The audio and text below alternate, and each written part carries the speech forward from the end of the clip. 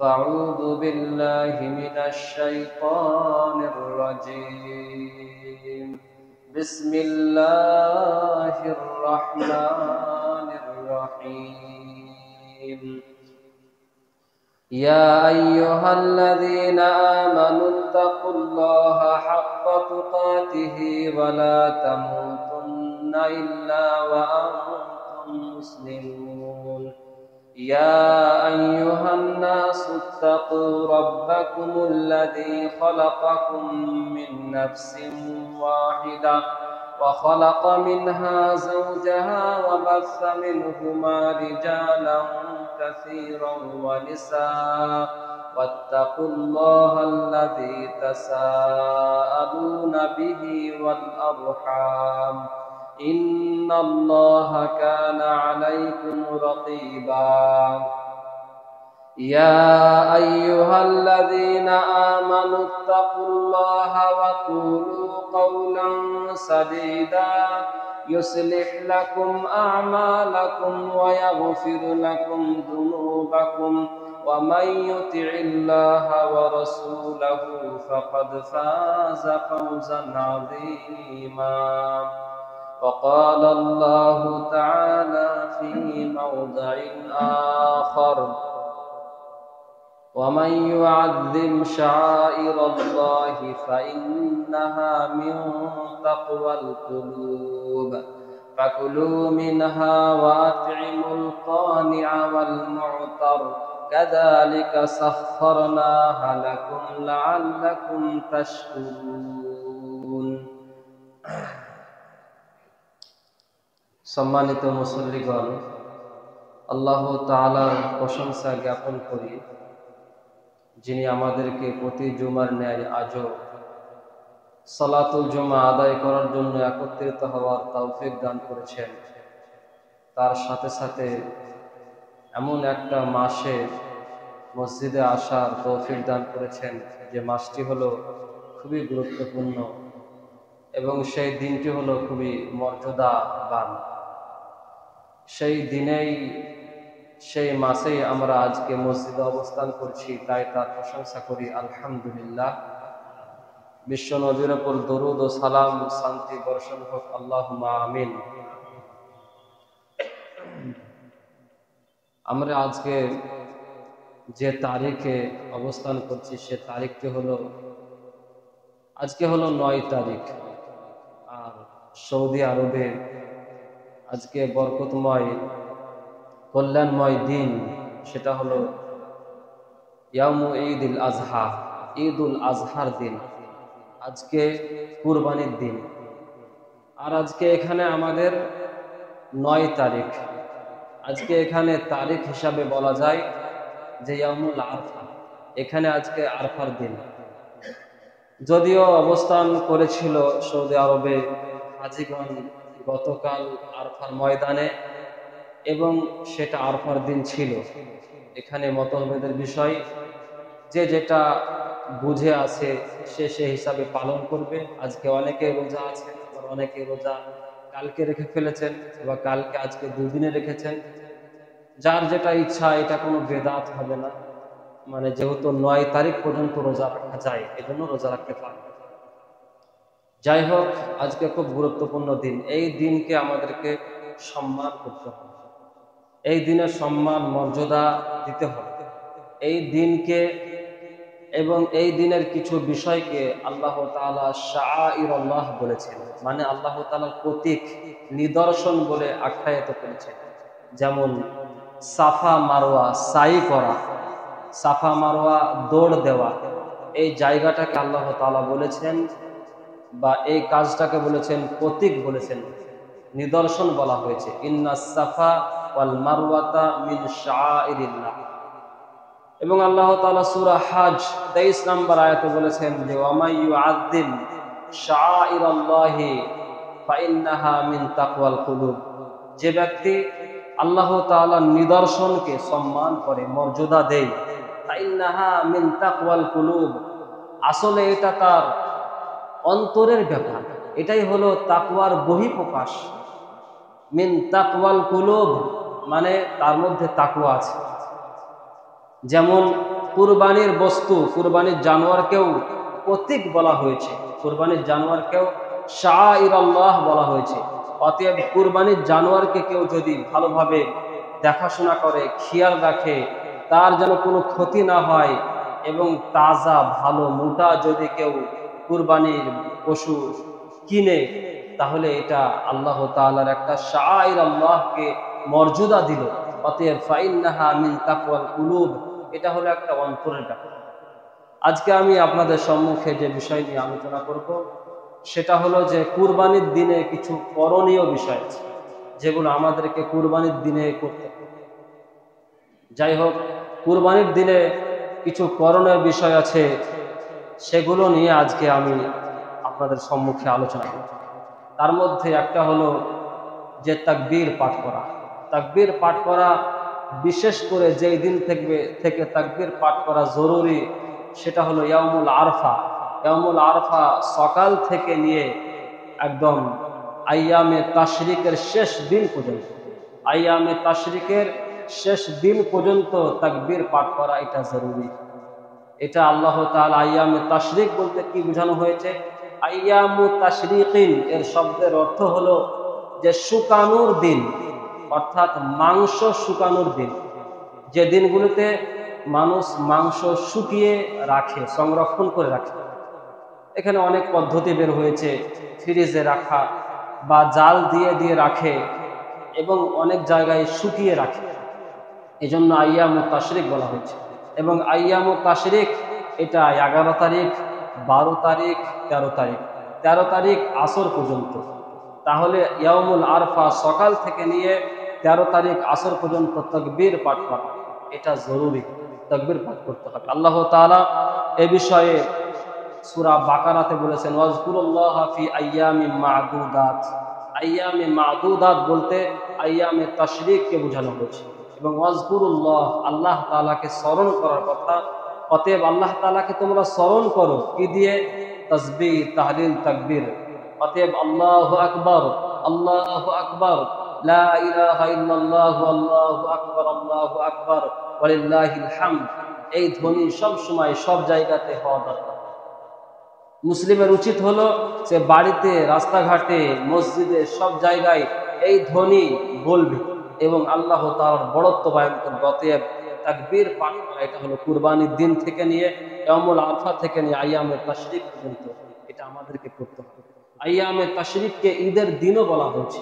আবু দাউদের হাদিস, রাসূলুল্লাহ সাল্লাল্লাহু আলাইহি সাল্লাম বলেছেন যে ইয়াউমুল আরফা, ইয়াউমুন নাহার, আইয়ামু মিনা। আইয়ামে তাশরিক হলো মিনায় অবস্থান, মিনায় অবস্থানের দিনগুলি। অতএব এগুলো হলো ঈদুনা, এগুলো হলো আমাদের ঈদের দিন। ইয়াউমু আরফা, ইয়াউমুন নাহার কুরবানির দিন, এবং আইয়ামু মিনা, এবং মিনার যে দিনগুলি আছে। অতএব আইয়ামে তাশরিক যে মিনায় অবস্থান করে এই দিনগুলিকে ঈদুনা, ঈদের দিন বলা হয়েছে। আবু দাউদের হাদিস।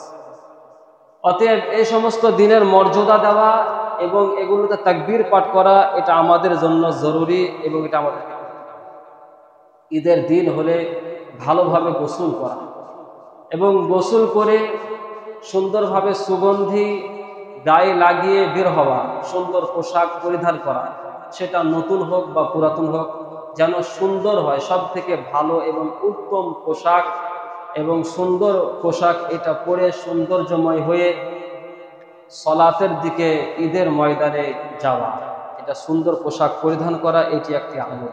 অতএব এই আমলটি আমাদেরকে করতে হবে। এই আমলটি করে তারপরে ময়দানে এসে, ঈদগাহ ময়দানে এসে, সে যেখানেই হোক না কেন, মসজিদে হোক, মসজিদেও ঈদ হতে পারে, কারণ পরিস্থিতি হিসাবে মসজিদে হয়, যেটা আমাদের এখানে হচ্ছে। শহরে জায়গা নাই, নিজস্ব কোনো জায়গা নাই, এজন্য আমাদেরকে এই মসজিদে করতে হয়। সেটা মসজিদ এখন আমাদের ঈদগাহ ময়দান হিসাবে আমরা এটা গ্রহণ করছি। এজন্য প্রথমে এসে যে কাজটি করতে হবে, সালাত করতে হবে। আল্লাহ তাআলা বলেন, ফাসাল্লি লিরাব্বিকা ওয়ানহার, যে তোমরা হে রাসূল, আপনি আপনার প্রতিপালকের নামে, আপনার প্রতিপালকের উদ্দেশ্যে সালাত আদায় করুন।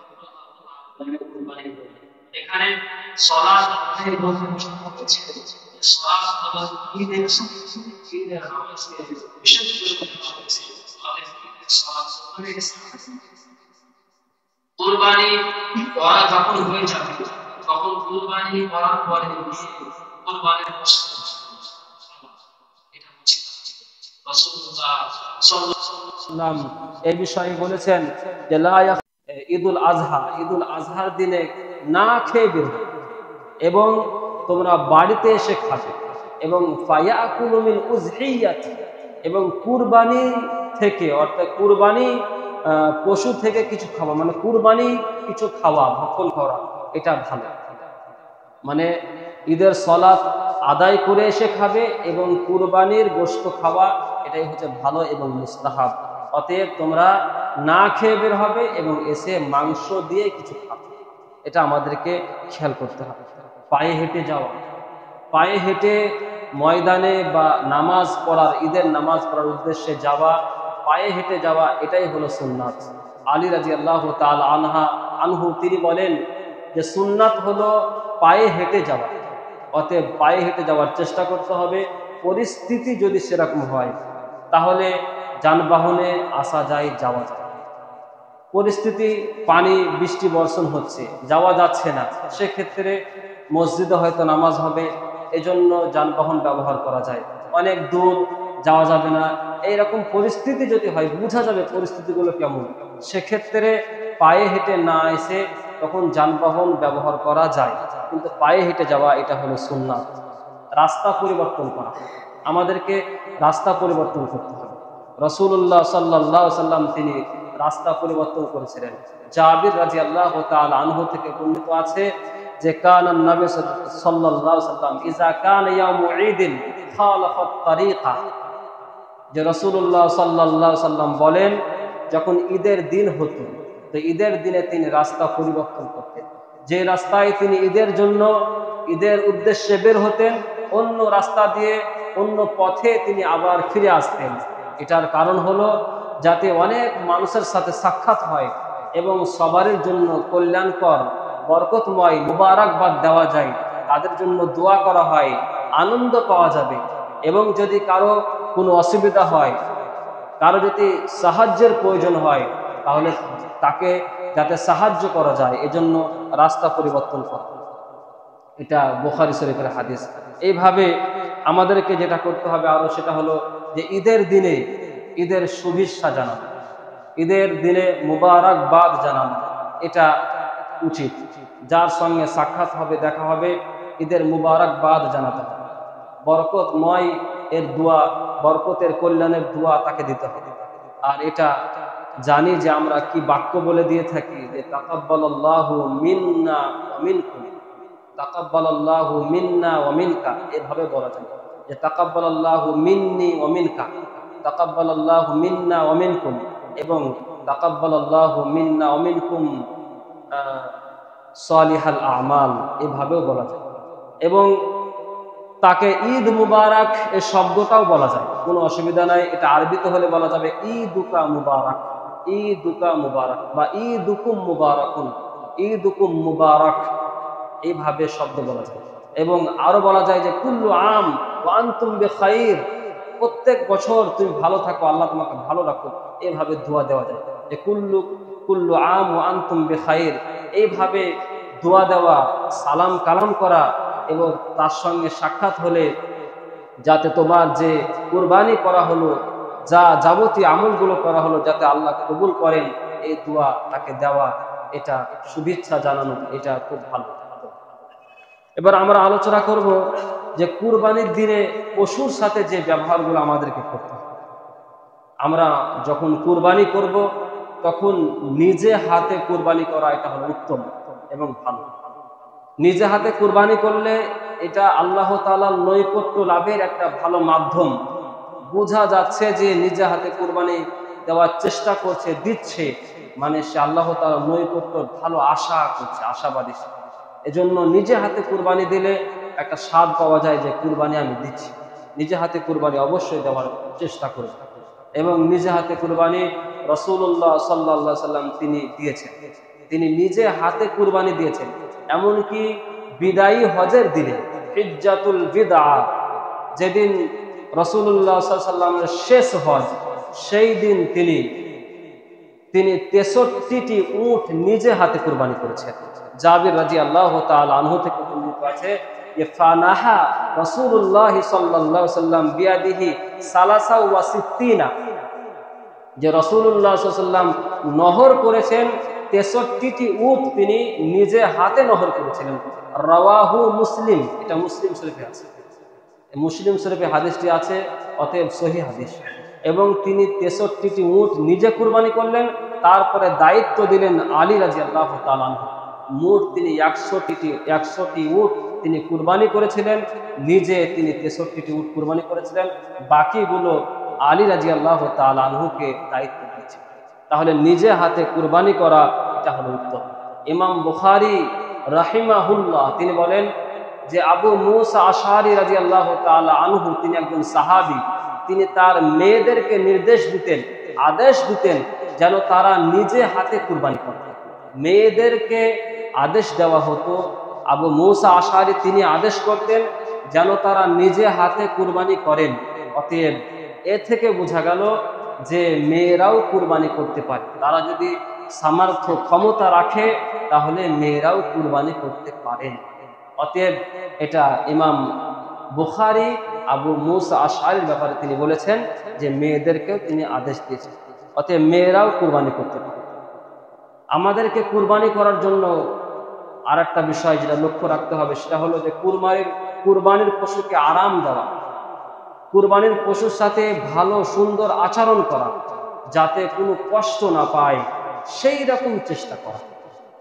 রাসূলুল্লাহ সাল্লাল্লাহু আলাইহি সাল্লাম এ বিষয়ে বলেছেন, শাদ্দাদ বিন আওস রাদিয়াল্লাহু তাআলা আনহু হতে বর্ণিত যে রাসূলুল্লাহ সাল্লাল্লাহু আলাইহি সাল্লাম বলেছেন, ইন্নাল্লাহা কাতাবাল ইহসানা আলা কুল্লি শাই, আল্লাহ তাআলা প্রত্যেক মানুষের জন্য, প্রত্যেক বস্তুর জন্য ইহসানকে ফরজ করে দিয়েছেন।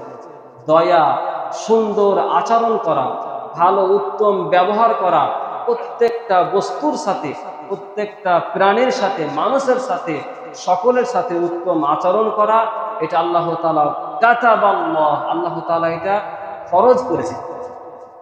অতএব তারপরে রাসূলুল্লাহ সাল্লাল্লাহু আলাইহি সাল্লাম বলছেন যে ফাইদা কাতালতুম, যখন তোমরা হত্যা করবে, ফাআহসিনুল কাতলা, তখন তোমরা সুন্দরভাবে হত্যা করবে। এখানে হত্যা বলতে বোঝানো হয়েছে, কতল বলতে যেটা বোঝানো হয়েছে যে শরীয়তে যেটা জায়েজ আছে, যখন শাসক বলবে যে এই ব্যক্তিকে হত্যা করতে হবে, আর শরীয়তে জায়েজ বলতে বিবাহিত, ব্যভিচারী এবং ব্যভিচারিণী যদি হয় তাহলে তাকে মেরে ফেলতে হবে, হত্যা করতে হবে, এটা শাসক করবে অবশ্যই, এবং তাকে খুব তাড়াতাড়ি যাতে মারা হয়, তার যেন কষ্ট কম হয় সেই ব্যবস্থা করতে হবে। এরকম ভাবে যদি মুরতাদ হয় তাহলে তাকে হত্যা করার কথা আছে। যাই হোক, কাউকে যখন হত্যা করবে সেটা মানুষ হোক বা এমনি পশু, যদি জবাহ করার মাধ্যমে হত্যা হয় তাহলে সেটাও উত্তম ভাবে করবে। তারপর রাসূল সাল্লাল্লাহু আলাইহি ওয়াসাল্লাম বললেন, ফাইদা যাবাহতুম ফাহসিনুজ যাবহা, আর যখন তোমরা জবেহ করবে তখন ফাহসিনুজ যাবহা, উত্তম ভাবে সুন্দরভাবে জবেহ করবে যাতে তার কোনো কষ্ট না হয়। তারপর রাসূল সাল্লাল্লাহু আলাইহি ওয়াসাল্লাম আরো বিস্তারিত বললেন,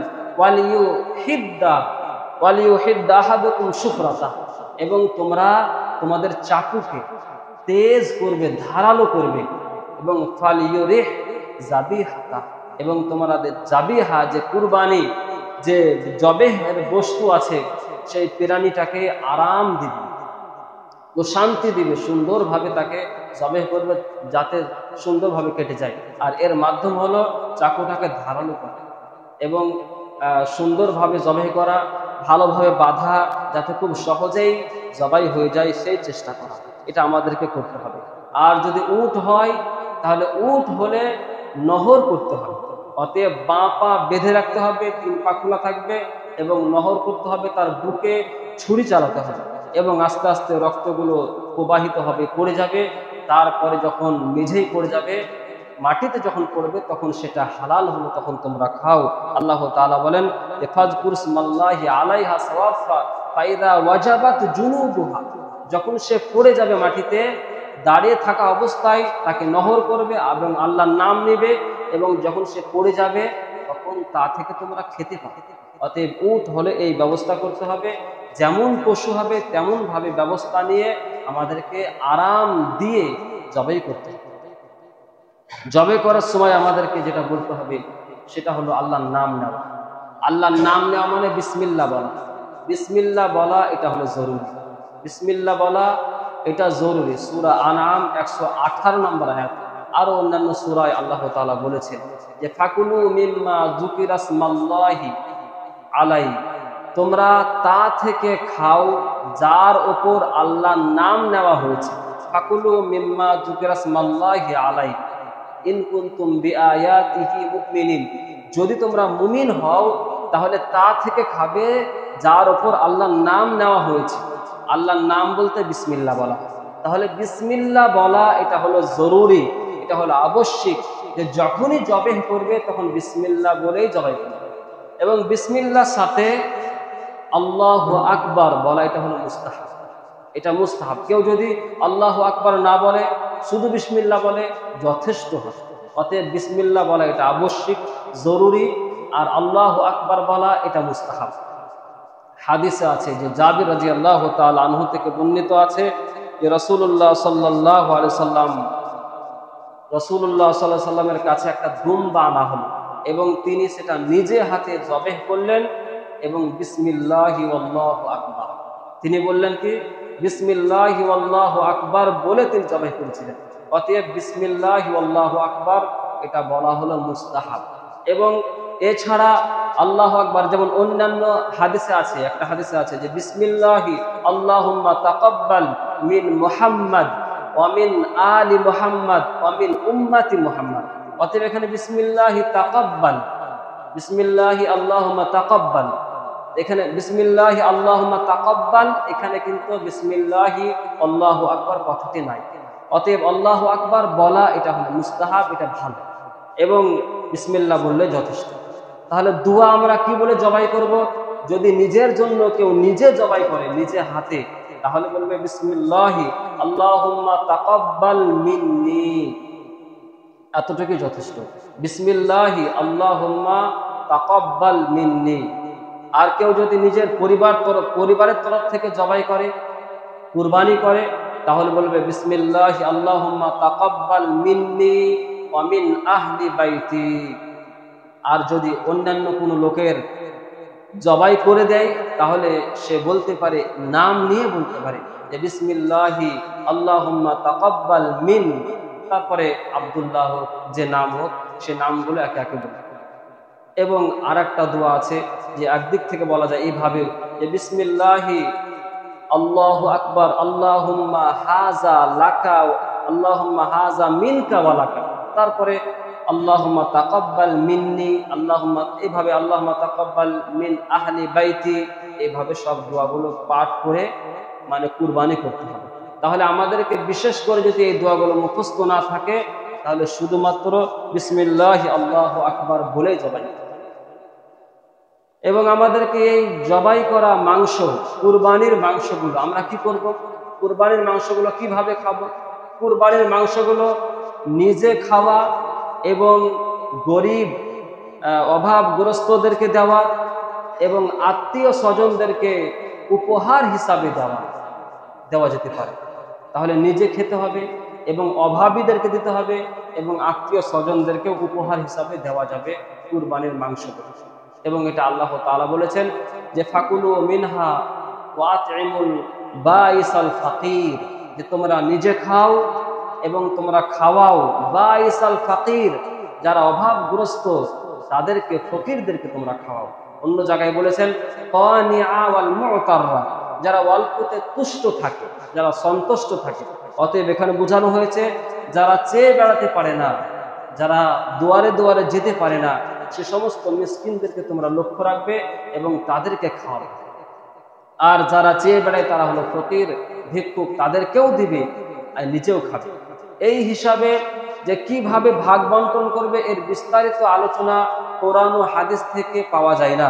এজন্য ওলামারা সহজ হবে, এজন্য তারা বলেছেন, ওলামায়ে কেরাম এই পদ্ধতি বলেছেন যে 3 ভাগে ভাগ করা এটা হলো মুস্তাহাব, ভালো, উত্তম।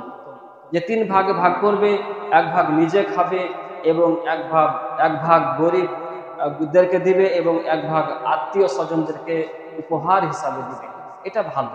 এছাড়া এটা করা জরুরি নয়, এটা করতে নাও পারে, এটা করা জরুরি নয় এইটাই যে করতে হবে 3 ভাগে ভাগ করতে হবে না। ফকির, মিসকিন, গরিব যদি বেশি থাকে তাহলে সেই হিসাবে আপনার মাংসগুলো সেই হিসাবে দান করবেন, সেই হিসাবে গরিবদেরকে দিবেন। আর যদি গরিব, মিসকিন, ফকির কম থাকে তাহলে কোনো সমস্যাই নেই। আল্লাহ রসুল সাল্লাল্লাহু আলাইহি সাল্লাম বলেন যে ফাকুলু ওয়া আতিমু ওয়াদাখিরু, তোমরা খাও, খাওয়াও এবং সংরক্ষণ করো। তাহলে সংরক্ষণ করা যাবে, সংরক্ষণ করতে পারেন। এবং সংরক্ষণের যে সময়সীমা আছে এটা এক সময় ছিল, কিন্তু এটা বাতিল হয়ে যায়, রহিত হয়ে যায়, এবং বলা হয় যে সংরক্ষণ যতদিন পর্যন্ত রাখতে পারে। এটা কেন এক সময় ছিল? তখন অভাবই বেশি ছিল এবং অভাব, মানুষের খাবারের প্রয়োজন ছিল। তাহলে একজন সংরক্ষণ করে রাখবে আর একজন না খেয়ে থাকবে, এটা হতে পারে না। এজন্য রাসূল সাল্লাল্লাহু আলাইহি ওয়াসাল্লাম 3 দিনের বেশি তোমরা জমা করবে না, সংরক্ষণ করবে না, এটা বলা হয়েছিল। পরে এটা রহিত হয় এবং বলা হয় যে ফাকুলু ওয়া আতইমু ওয়াদাখিরু, এখন তোমরা খাও এবং তোমরা খাওয়াও এবং সংরক্ষণ করো, এবং যতদিন ইচ্ছা আপনি সংরক্ষণ করে রাখতে পারেন। এবং এটা 3 ভাগে বন্টন করতে হবে এরকম কোনো নীতি নয়, তবে এটা ভালো, ভাগ করতে পারেন, একটা হিসাবের মধ্যে নিয়ে ভাগ করতে পারেন, এটা ভালো। এবং 3 ভাগে ভাগ না করে এমনিতেও আপনি বেশিরভাগই মাংস দিতে পারেন, অর্ধেক দিতে পারেন, 3 ভাগের 1 ভাগ দিতে পারেন, এবং কিছুটা যেমন প্রয়োজন তেমন দিতে হবে। অতএব নিজে খাওয়া এবং কুরবানির মাংস সকলকে দেওয়া, এটাই হচ্ছে সুন্নাত, এটাই আমাদের করতে হবে। আরো কিছু করণীয় আছে, সেগুলো ইনশাল্লাহ ঈদের দিনে আলোচনা করার চেষ্টা করব, এবং কিছু বর্জনীয় আছে সেগুলো ঈদের দিনে আলোচনা করার চেষ্টা করব। এবং আল্লাহ তাআলা যেগুলো আমরা শুনলাম এবং যেগুলো আলোচনা করা হলো সেই পদ্ধতি অনুযায়ী সেগুলোর প্রতি যেন আমল করতে পারি। আল্লাহ তাআলার কাছে দোয়া, আল্লাহ তাআলা তৌফিক দান করুন, আমিন, আল্লাহুম্মা আমিন।